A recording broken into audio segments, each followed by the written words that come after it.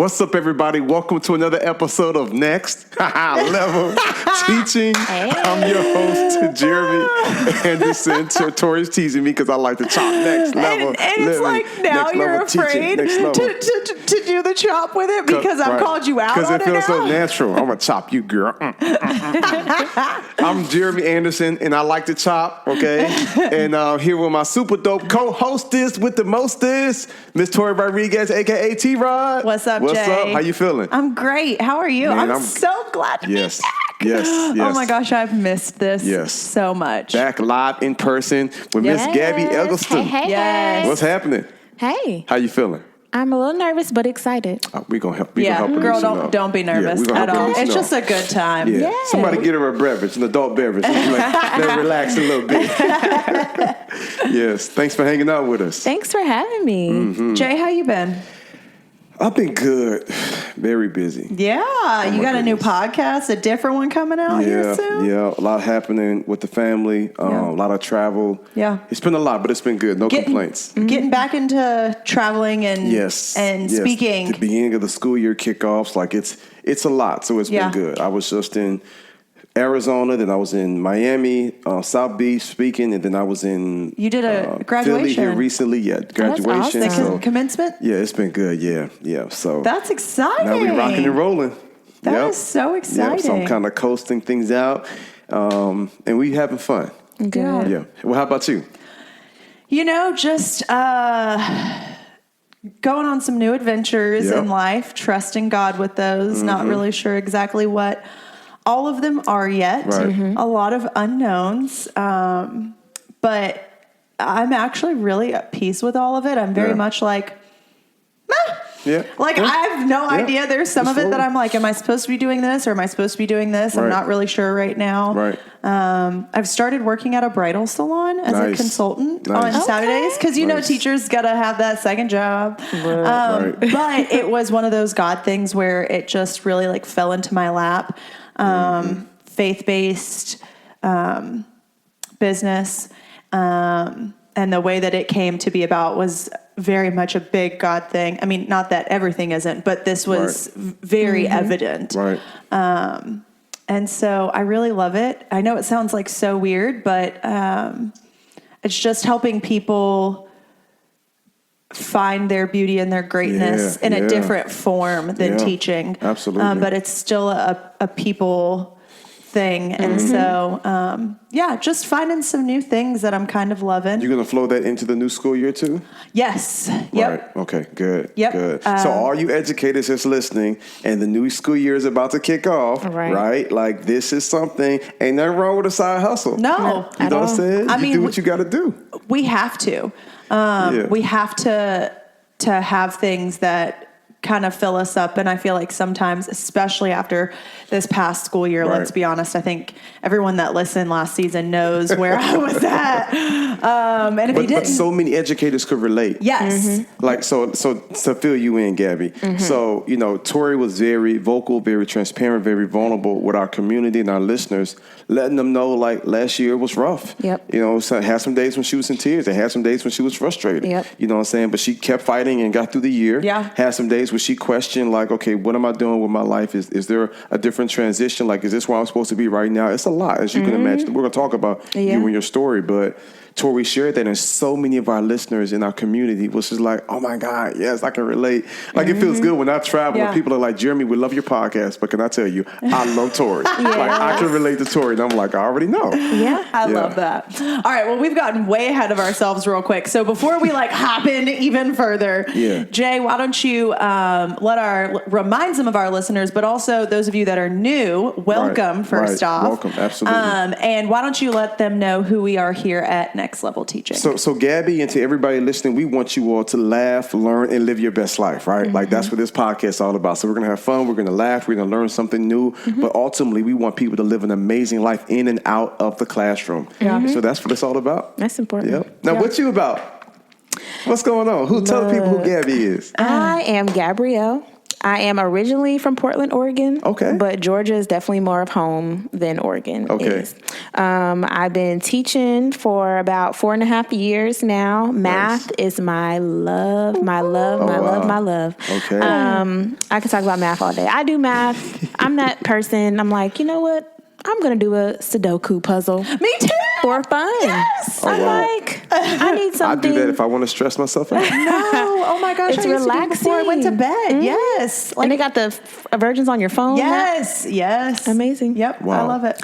Yeah, but I'm chilling. My husband and I just became homeowners a few weeks ago. Wow. Congratulations. Thank you. So exciting. It's a great feeling. Yeah. Yeah. We're homeowners. I love it. Now you say we. So I heard a male voice when you came in. Yes. That was your husband? Husband had to come. Oh, He was okay. like, "Where are you going?" Well, let me check the area out. Yep. Let me check to make sure you're Yep. safe. Yep. Right. And make sure you good. And then he, met his frat is here. Made sure he Yep. was good. Oh, okay. So we got some alphas in the house. Yep. I love So it. once then he could go. He was like, okay, this is safe for my Yep. queen. I love it. So congratulations. Thank you. Good stuff. What part of town you all in? We're in Stone Mountain. Oh, right up the street. Yeah. I love it. So the DeKalb side of Stone Mountain, but nonetheless, Good stuff. Right around a few Right around. turns. Okay. Yeah. I love it. Good stuff. So math. So Tori and you obviously have a deep connection when it comes to math. And she's 7th grade. Bless her. She's going down to 6th grade with the I babies this am. upcoming year. Ooh. Right. But 7th grade math. So I feel like we have a lot in common. And you said you love that particular I love content. 7th grade. Yeah. I think that they're so interesting because they start out as little 6th grade babies when you first get them. And then winter break hits and they come back from Christmas break and you're like, are you the same child? Who are you? And my first year teaching 7th grade, because I started out in 8th, my 1st year I was like, is this normal? I legit had to go ask other teachers because I was like, some of these kids are like completely different children. But I love that age because it is when they really are starting to try and find their independence. And so they really are leaning on us because they're pulling away from their parents. Yep. And that's such a fun conversation to have with parents because they're like, I don't know what to do. Just wait, boo. You only a few years away. I'm already seeing some things. And I'm Yeah, like, I know, need to Jewel, pray. my girl. Yeah, she got the juice. Going into 3rd grade, though. I'm excited for her. Oh, Third my grade gosh. was fun. Yeah, it is. Yeah, My and girl. she we keep her active. Summertime, she did a lot of cooking classes and swimming camps and all sorts of things. We got to keep her active. That's Yeah. fun. How did you? We always like to ask our guests, Yeah. how did they first get into education? Because we believe this is not just an occupation or a career. This is what, Tori? It's a calling. Yeah, It is. Yeah. Yeah, And you you got to be called, but you also got to be, let's be honest, we all a little crazy. A little crazy, called and crazy. Yeah. Yes. Right. So 8th grade, Okay. I grew up in DeKalb County schools, and I was in Algebra 1 class, like the class that you can take for like high school credit. And my teacher, would let me come up to the board and teach my classmates, because my classmates was basically like, look, lady, with you, we not getting it. Yeah. Okay. So she would let me come up, and I would just be like, you guys, you just blah, blah, blah, blah, blah, blah, blah, blah, blah, blah. And then they would be like, oh. Right. And it honestly made me feel good. Yeah. Like to know that I was helping my peers. Like I felt like I was doing, due diligence, to help them understand. And it made me feel really good. So originally I thought I wanted to do like elementary education. My mom, and mind you, I do come from a family of educators. My Nana's middle school teacher. My mom is a 1st grade teacher. So I thought I wanted to do elementary. I got to college. I was in like a elementary class. It was a math class for elementary educators. Sorry for all those elementary school teachers, but I'm just over here laughing because I can't. Right. And I couldn't. No. In the class, and I said, we arguing over a basic. 5 + 5 is 10. Okay, we need to pull out rods and manipulatives now to add to 10. I said, I got to get out. So I was able to transfer to the middle grades program. You got to choose 2 concentrations. So I chose math and science, and I loved it. Yeah. I loved it.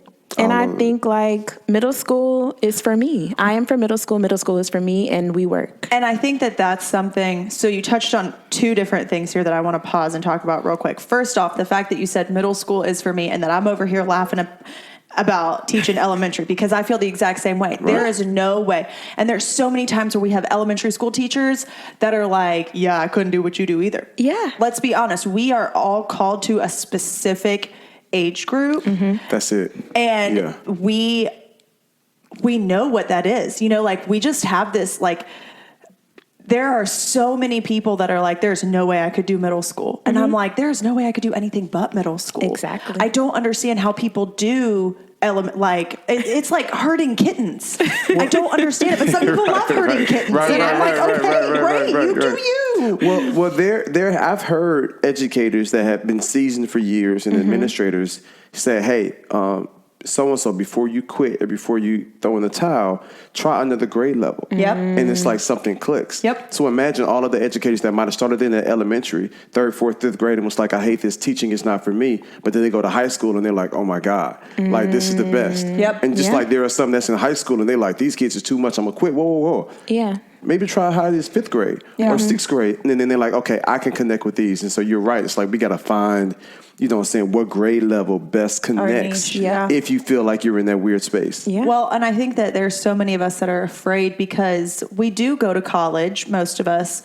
for whatever it is. Like, you know, you go to college for early childhood or middle grades or secondary. Yep. And so it's scary to step out of what you know, but sometimes stepping out of what you know into something new is where we grow and where we get better. And, you know, when we find out that that's actually where we're supposed to be. Yep. So, second thing I want to hit on real quick, I'm going to go back just a little bit to you talking about you teaching as a kid in the classroom.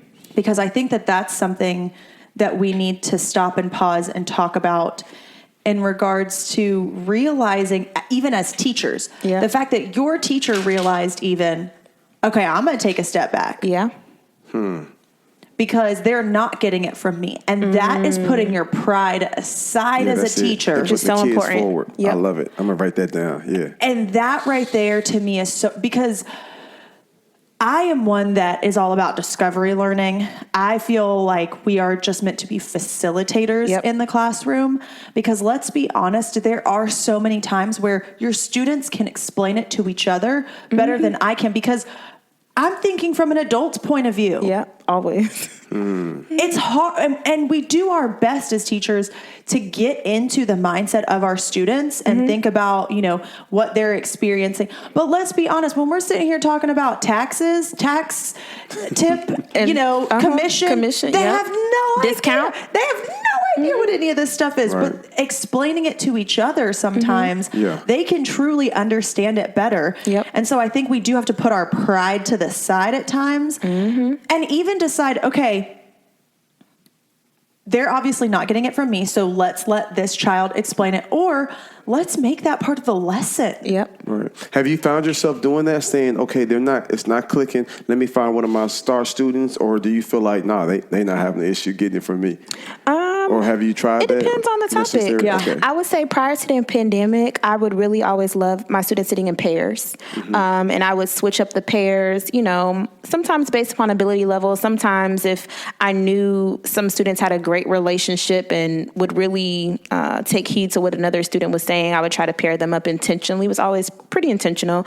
And so that's how I would set up that practice time so that they could talk to each other. Like, oh, y'all asking me, but have you asked your partner? Okay. Like, because there's one of me and 30 of y'all, and I can't get to all of each other, like all of you, but you can get to each other. And trying to do a better job of them understanding, like, I don't want to be like your one source. Even in teaching in a pandemic, okay, if you don't understand something I'm telling you, have you looked on YouTube? Because you'll look on YouTube to learn how to lay your edges, but you won't look on YouTube to figure out how to do these percentages, okay? Right. To add these fractions. Right. But you watch TikTok dance tutorials. So learning how to teaching them how to leverage their resources, because I'm just one resource. You got your other classmates are resources, but let's be honest, you got the internet. Use it for good, not evil. You know, don't look up the answer just to get to the answer.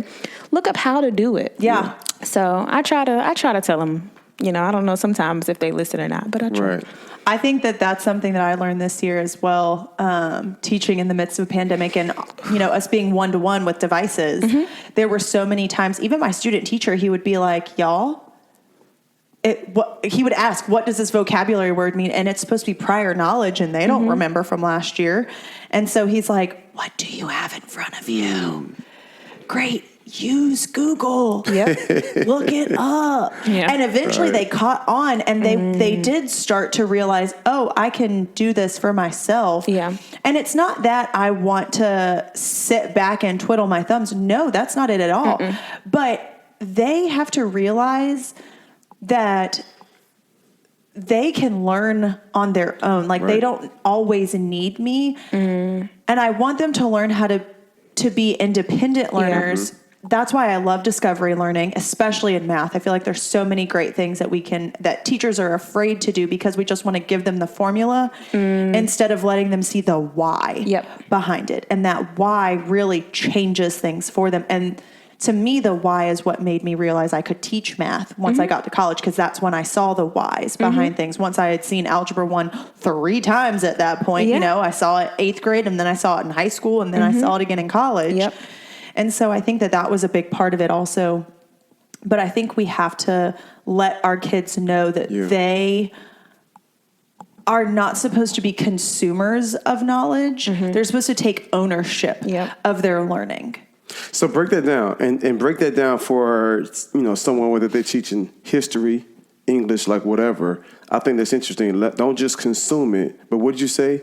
Take ownership. Take ownership. Yeah, that's deep. So don't just when I think ownership, it's like, okay, especially at the older grades. Now younger, that might be a hard concept for them to grasp, but middle school enough for sure. Like taking ownership, saying, okay, this is, for one, I have the responsibility to learn this. Right? I have the responsibility to go above and beyond. I have the responsibility to tap into the resources I have. I have the responsibility to try to figure it out on my own. And then if not, I have the responsibility to ask for help. So is that...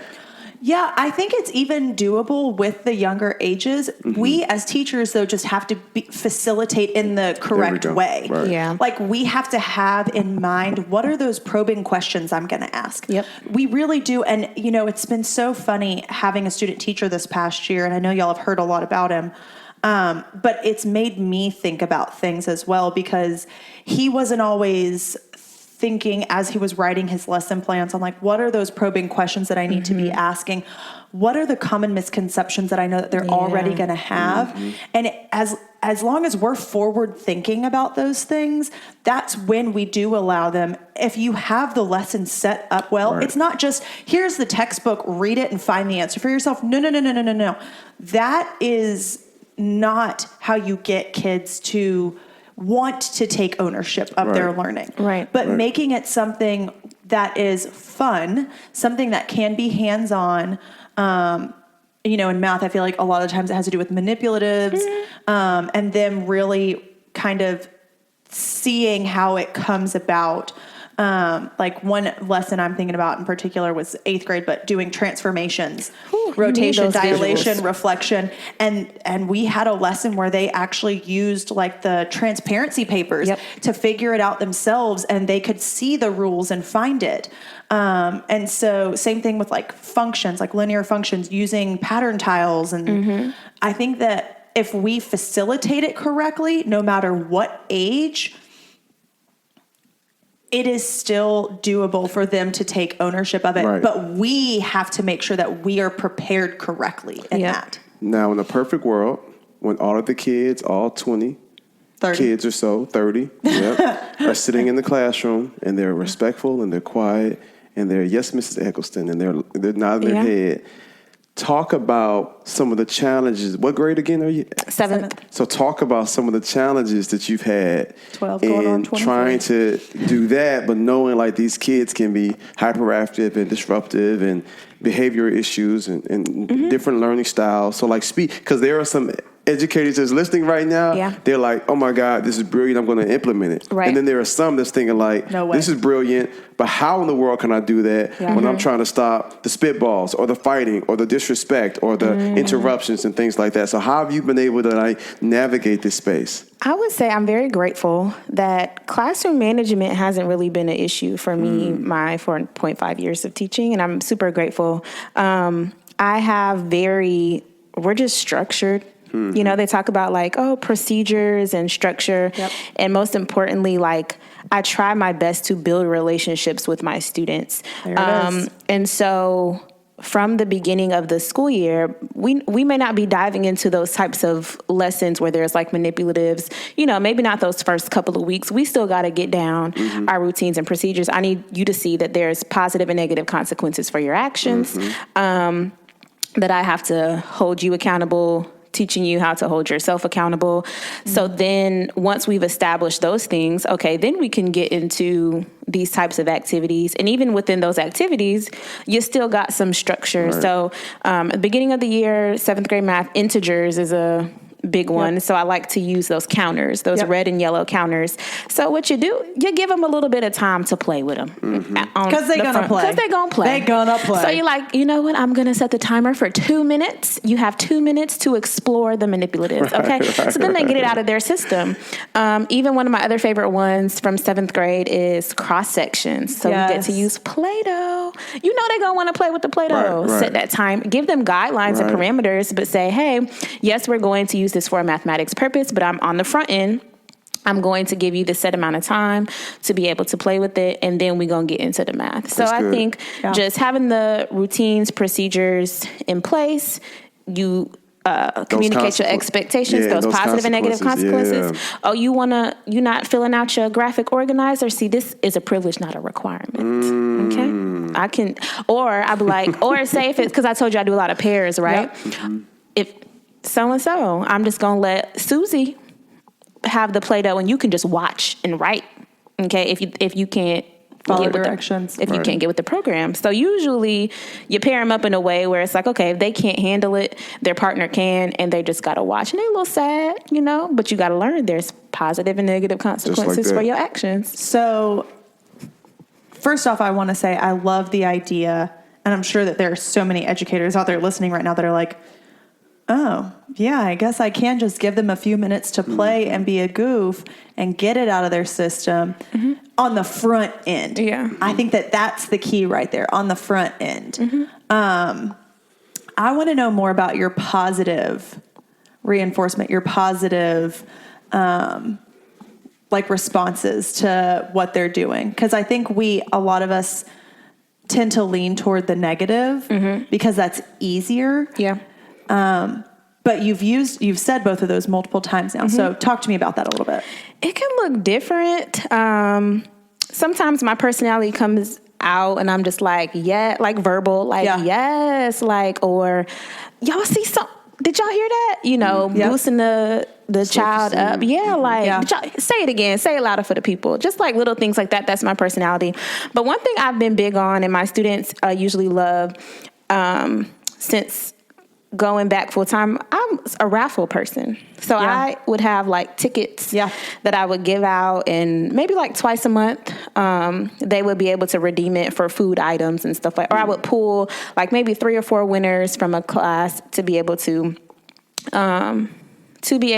you know, redeem it. And so they would love, you know, the ticket. Sometimes I would give them for like at the beginning, we talk about the beginning of the school year. I always have an opening on the board when they come into the classroom. So if a student I wouldn't even say anything. I would just walk around and pass them out. Yes. Give the tickets. And that right there, my mom does stamps, and I did stamps for a while with how my mom did as well, and just put it like in the front of their notebook or whatnot. And yes, without even thinking about it, without even saying a single word, just giving out. And the kids are like, but look at me, but look, I'm here too. And I'm like, but were you there when I walked past you? No, you weren't. Exactly. So that's been huge. The raffles, they love that. And I would even give like ticket worthy questions, right? So how do I motivate them to try more challenging problems? And so I'd be like, all right, you know, within the lesson at the top of the board, all right, y'all, this is a ticket worthy question. So they're like, okay, I'm gonna get ready. And I would always use prior to the pandemic, I would always use whiteboards. So each student had a little whiteboard eraser. So I'm like, all right, get your whiteboards ready. It's a ticket worthy question. They're like, okay. And it would just give them, you know, the motivation, the incentive to try. And I know extrinsic motivation is not always the absolute best thing, but it's worked, okay? It's worked. And I think that sometimes in order to get the intrinsic motivation, we have to have it extrinsically first. Some kids don't have that intrinsic motivation because of the household that they're raised in and what they've already felt externally from their parents, from their situation, whatever it is. Oh my gosh, I'm sure that you can agree with this and you've experienced this some. There are so many times where I have had parents that have walked in and said, like during open house, well, math really isn't their subject. I hate that. I hate when they say that. Yeah, don't speak that. Yeah. Don't speak that over their life. Because that right there, we talk a lot about open and closed mindset right there. And that closes a child's mindset off right there. And so I think by giving that praise, and they need that praise from someone else and that motivation from someone else or something else, tickets, food, whatever it is. I've done those as well. Then eventually it starts to become internal. So you said something there that I imagine that happens often where the parents come in and project something. Even if that might be the current situation or what that child has maybe not excelled in math or English or social studies before. But, when they project that, what is you all's thoughts of teachers creating like the top 10 commandments almost for parents? Something to give the parents at the beginning of the school year. That says, for one, don't let your kids use the word can't. Make sure you speak life over them. Check their homework daily. Like, make sure that, whatever, just maybe 10 things that the teachers can print, give to the kids to give to the parents. Because I imagine... That's going on the backside of my syllabus this year. Right. Because I imagine 70% of the challenges that's happening probably could be addressed if there was more parent brought in into it. As a company, what we do in that parental space, the next level parent book, right? But I imagine, what would that happen if educators were more aggressive with that on the front end? And I think that that's something that some of us are afraid to do. At times. You don't want to offend. Yes. But but if it can be presented in a nice way, because you don't want to come off as preachy, like these are the top 10 rules, but maybe hey, these are a few tips. How to help your child be more successful. That's it right there. That's it right there. Because, let's be honest, there were so many times, especially my first couple of years teaching, where I would be sitting even still, but now I'm 31. So, and I've been doing this for years. So, okay. But especially my first year, second year, and parents are like, how do I get my child to be more successful? Like sitting at parent teacher conferences. And I'm like, but I'm 23. This is not my child. I don't have children. Right. I don't. You're asking me parental advice. Right. When I don't even hold, please. Right. Let me tell you how you do this. You take away the Xbox, you take away the cell phone, you take the door off the hinges. Right. Come on now. Right. That'll get them right. And so sometimes I think actually parents do need that guidance and that support. And some parents may take it a little offensively, but I think that that's actually a beautiful idea, Jay. And if it's crafted the right way, because here's the thing, they trying to pay bills, they trying to make ends meet, they've got work, they got their own ambitions, their own stuff going on, probably several other kids, and there is no there's no degree that you get for how to be a parent. So a lot of parents are still trying to figure that out. And so I think something like that, if it was just hey, this is something I put together that can show you how you can best help me so we can work together for the improvement of your child or to ensure their success. Can you stay around for another episode? I think I can. Yeah. We're going to wrap this one up. We're going to come right back with Miss Gabrielle Eggleston. Let's get it. This is good. All right, guys, get ready for part 2 next week. Yeah. Tune in. We'll see y'all soon.